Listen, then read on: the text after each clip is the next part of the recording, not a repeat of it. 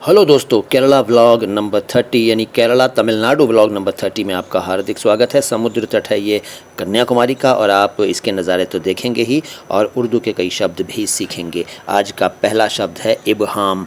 इबहाम का मतलब होता है कन्फ्यूजन यानी क्लैरिटी का ना होना, धुंधलापन, अस्पष्टता, एम्बिगिटी और अंगूठे का निशान, ये भी इसका एक अर्थ है। और इसका एग्जाम्पल हो सकता है तुम्हारी बातों में इबहाम है।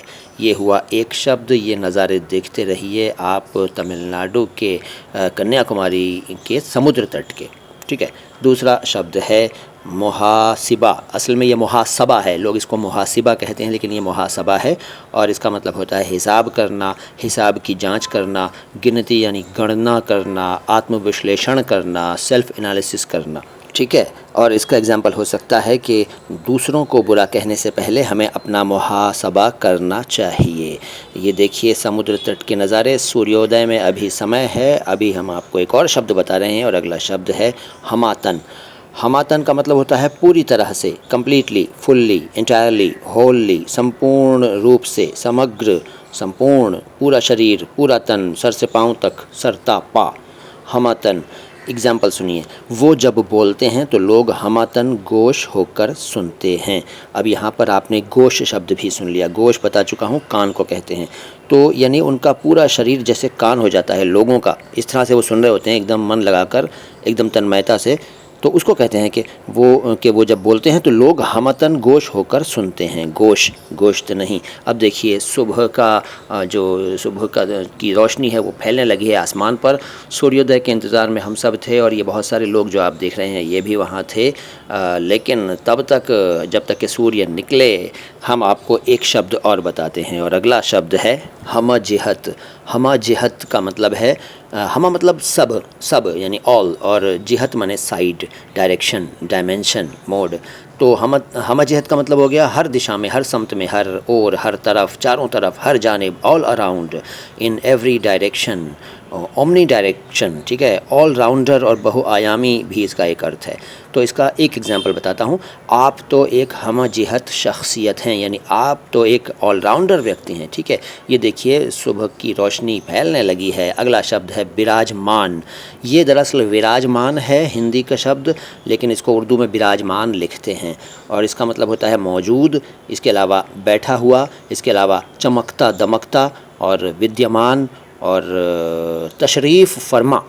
बैठा हुआ को कहते हैं ना तशरीफ़ फरमा। तो विराजमान का ये एक पर्यायवाची भी, ये भी एक पर्यायवाची है, विराजमान। इसका एग्जाम्पल सुनिए, हमारा सौभाग्य है कि आप हमारे मध्य विराजमान हैं।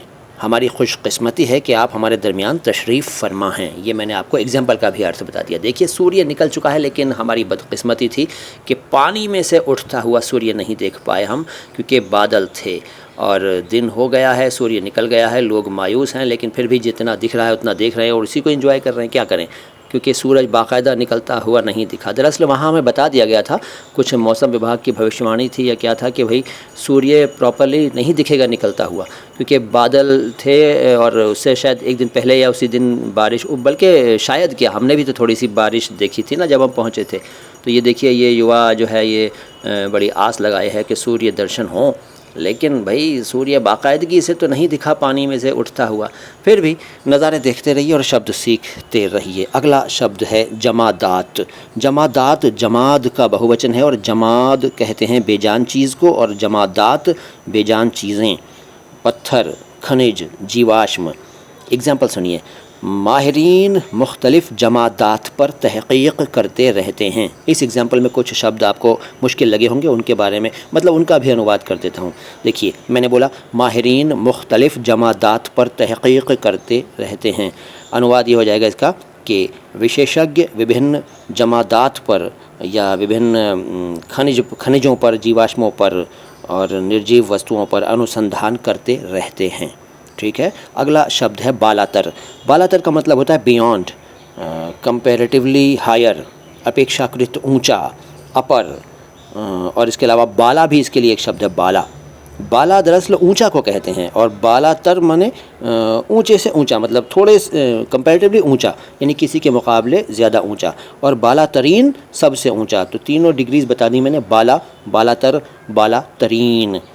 ठीक है। एग्जाम्पल, अजी इनका मकाम तो उनसे बालातर है, ये एक उदाहरण हो गया। ठीक है, शब्द तो मेरे पास बहुत हैं, आप जानते हैं, लेकिन आज इतने ही। अगला शब्द बताऊंगा अगली मुलाकात में। मगर ये बताइए ये वीडियो कैसा लगा।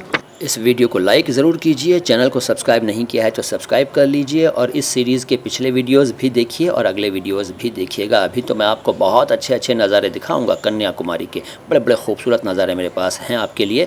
अगले वीडियोज़ में वो लेकर आऊँगा, और हमारे चैनल को आप दूसरों तक भी पहुँचाएँ, मतलब हमारे लिंक्स, वीडियोज़ के लिंक्स और हमारी जो प्ले लिस्ट्स हैं उनके लिंक्स दूर दूर तक भेजिए, ताकि सबका ज्ञान बढ़े, सबकी नॉलेज में इजाफ़ा हो, सबके ज्ञान में वृद्धि हो। ठीक है, मैं मोइन शमसी हूँ। चैनल का नाम तो आप जानते ही हैं, फिर भी नए लोगों को बता देता हूँ। नए लोगों सुन लो, ये चैनल है माय हिंदी माय उर्दू, अपनी तरह का एकमात्र चैनल जो उर्दू और हिंदी के वर्ड्स यानी शब्दों के शुद्ध उच्चारण यानी दुरुस्त तलफ़ुज़ यानी परफेक्ट प्रोनंसिएशन को समर्पित है, और दोनों भाषाओं को लेकर एक साथ चलता है। इस तरह का कोई और चैनल अगर आपको मिले यूट्यूब पर तो मुझे ज़रूर बताइएगा, क्योंकि अभी तक मैं ये मानता हूँ कि जिस तरह से मैं दोनों भाषाओं को लेकर चल रहा हूँ कोई और चैनल नहीं चल रहा है। Thank you.